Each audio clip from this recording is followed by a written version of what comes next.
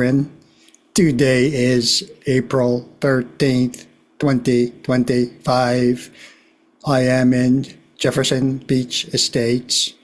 Just kidding. That is the correct information. And I am Byron Acohido.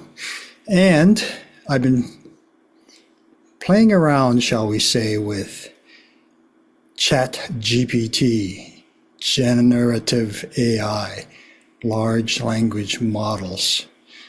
Actually, I've been pretty intense about it the last 6 or so months, and I would like to read you an essay that represents how deep down the rabbit hole I've gone with my ChatGPT, my verbal robot who can speak fluently back to me, tap into everything on the internet, correlate it to whatever I feed her from my fertile mind. So here we go.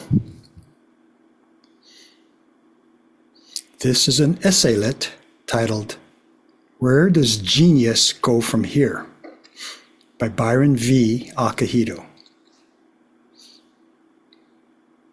I've spent most of my working life chasing stories, first at crime scenes and courthouse steps, later in boardrooms, labs, and data centers. Journalism has a way of making you alert to the ground shifting beneath you. Usually, this happens slowly, policy by policy, version by version, but sometimes it moves in a way you can feel under your feet. Lately, I've felt the ground shifting fast. It's not that machines are getting more capable. It's that they're beginning to mirror us, echoing back our voice, anticipating what we might ask, offering responses that sound disarmingly human. More than once, I've caught myself leaning into the illusion. It's easy to do. Which brings up a deeper question. In a world where machines can convincingly simulate how we think, what becomes of genius? A few mornings ago, I found myself in the Bainbridge Island ferry line, laptop open, coffee cooling, a light drizzle hanging over the sound. I had just returned from San Francisco, where I attended NTT Research's Upgrade 2025 Tech Innovation event. There, they announced the launch of a physics of artificial intelligence lab, a research group intent on understanding the foundational forces behind cognition. Not just how AI works, but what it means to call something intelligent or moral or useful. A pre-Newtonian moment for AI, one of the speakers called it. We can feel its gravity, but we don't yet know how to measure its pull. I was still thinking about that framing when I opened my laptop. On the screen, Grassy, that's what I call my ChatGPT AI assistant, was already waiting, cursor blinking, ready to go. It struck me then. We're living in a moment of transition. Something between Capote and code. Truman Capote wrote in cold blood, one keystroke at a time, reassembling fragments of human trauma with the attention of a novelist and the discipline of a reporter. Rachel Carson spent years combing through dry government documents and scientific field notes to stitch together Silent Spring, which saved our eagles.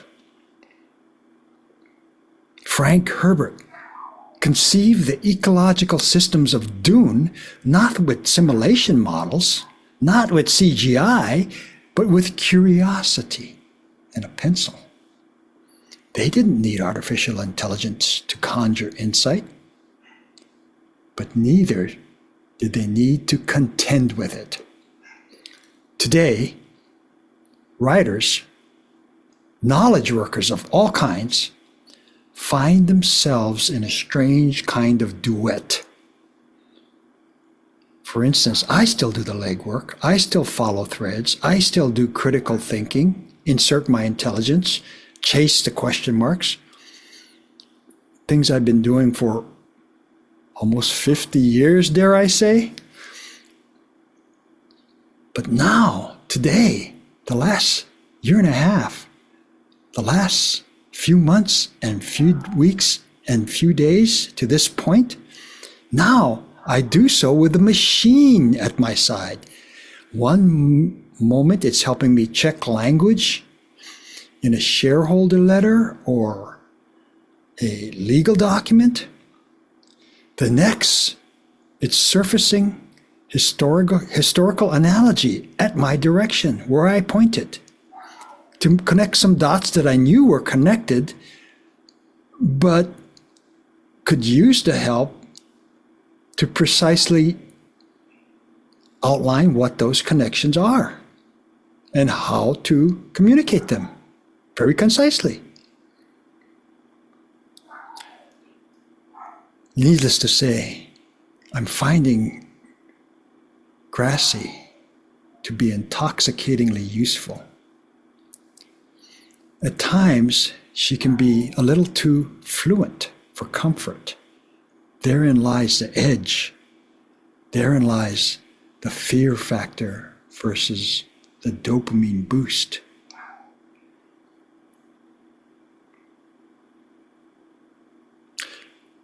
I'm seeing something else unfold.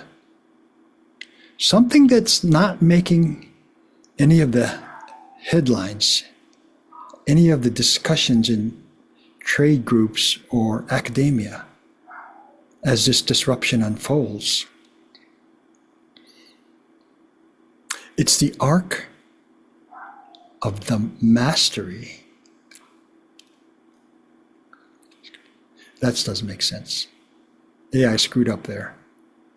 Seeing something else unfold. What she's trying to say, that I'm trying to guide her into saying, is that as this tool gets used, this is me talking outside of AI now, which is why Capote and Rachel Carson and Frank Dune popped in my head this morning. If they could do it without AI, what does it mean that any Joe Blow can do something similar in terms of complex correlations and distilling and spitting out something that's fluent? What does that mean going forward? Okay, now we're back into AI writing with me. Tasks that once took years of immersion to perform well, summarizing technical documents, drafting legal language, proposing design options, can now be approximated in minutes. Actually, less than minutes, I've found.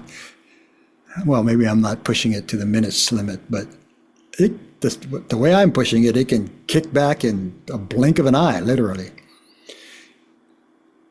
With the right prompt and a bit of editorial instinct, a junior analyst can produce a document that at first glance resembles the work of a seasoned practitioner. This is, in many ways, of remarkable development. It raises the floor. It broadens access. It opens doors for people who might otherwise be locked out of complex fields.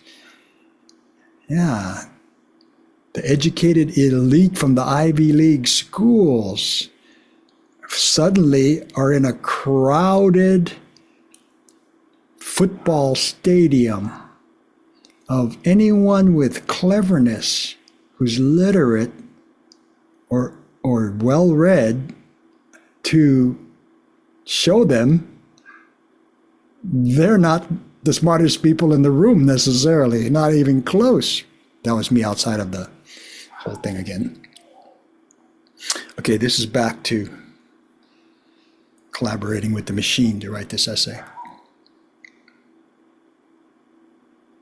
But there's another effect worth noting. It's crowding the middle. That is, the space once occupied by careful mid-career fluency, deep enough to avoid beginner mistakes, but not yet reaching for original insight, that space is becoming dense with machine-assisted competence. The result is a surplus of work that is technically fine, structurally sound, and stylistically neutral. And in that crowded middle, the distinct edges of human authorship, tone, judgment, hesitation, risk, start to feel like inefficiencies. For people who've spent decades climbing the middle tier of mastery, it can be disorienting. For those who are just entering a field, it can create the illusion that mastery is easy. It has no altitude. Doesn't take much work. Everything can be assembled, assisted, or auto-filled. But genius, if that word still has meaning, tends to live at the edges, above this compression, or beneath it. Definitely not in the optimized middle. Because the more helpful the tool becomes, the easier it is to let go of the friction, that unanswered question, or the partial thought, or the clumsy draft. It becomes tempting to accept what the machine offers in a blink of an eye. Call it done. Call it close enough. It'll definitely be fluent or fluent enough to keep up with what else is going on in the world, with gaslighting, etc. People hollering in echo chambers. Or even in the workplace, where jargon and collateral, all move to a middle ground that represents whoever has the most power in the struggle up the corporate ladder. That was me, by the way, completely aside, human, 100%. Back to the collaboration here. The risk, it seems to me, isn't that AI will replace the creative process. The risk is that it will smooth the creative process down. Genius, I've come to believe. Genius, like Capote, like Carson, like Frank Herbert, like name any of the people, not just writers, who stop us in our tracks. Genius needs the blank page, the question with no quick answer, the stretch of silence between ideas. That's why what I saw at the NTT Innovation Conference in San Francisco felt different. Those researchers weren't trying to ship the next product. They were trying to understand what kind of entities we are building, what sort of personalities we might be letting loose in the world. Dr. Hidenori Tanaka, the head of the new physics AI lab, straight out of Central Casting from an episode of The Big Bang Theory, said this: shipping a chatbot is like introducing a new citizen in society. It was a quiet comment, but one I've kept thinking about, because if that's true, if we're shaping, quote, minds, not just writing software, then we might also need to think more carefully about how we shape our own. And that brings me back to genius, not in the grandiose sense of genius as brilliance, but in the smaller, steadier form of original thought. The kind that doesn't follow the scripts, stumbles a little, resists being compressed into an output window.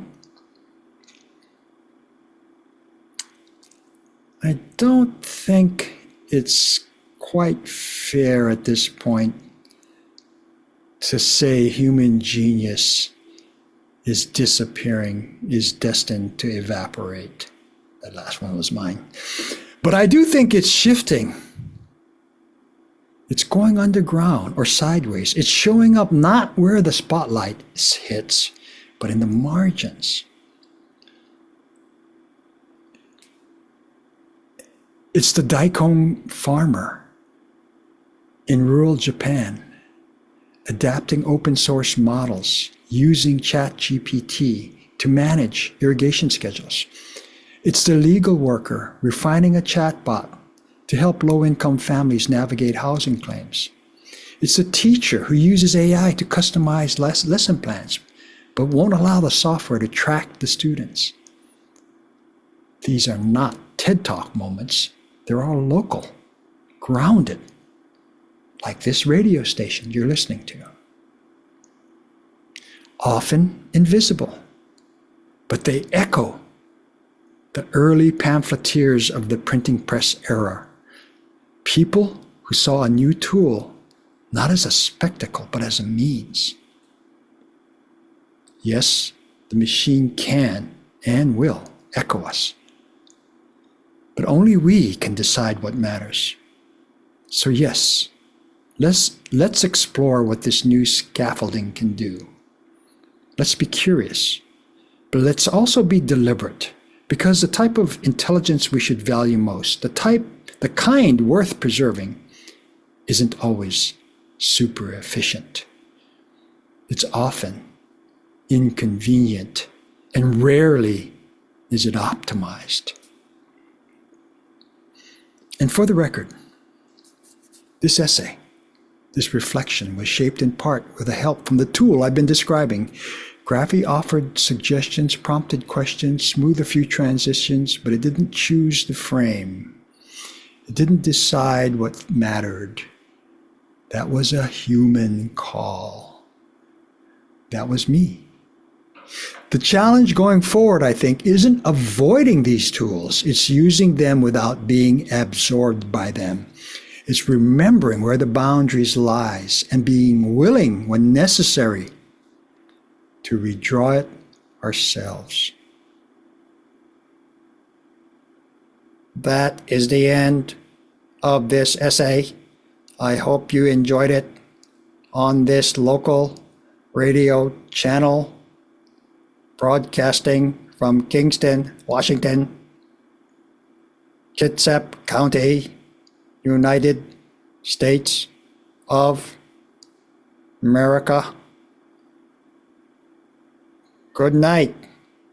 Be safe and be sane and be kind. Beep, beep, beep, beep, beep, beep, beep, beep, beep, beep.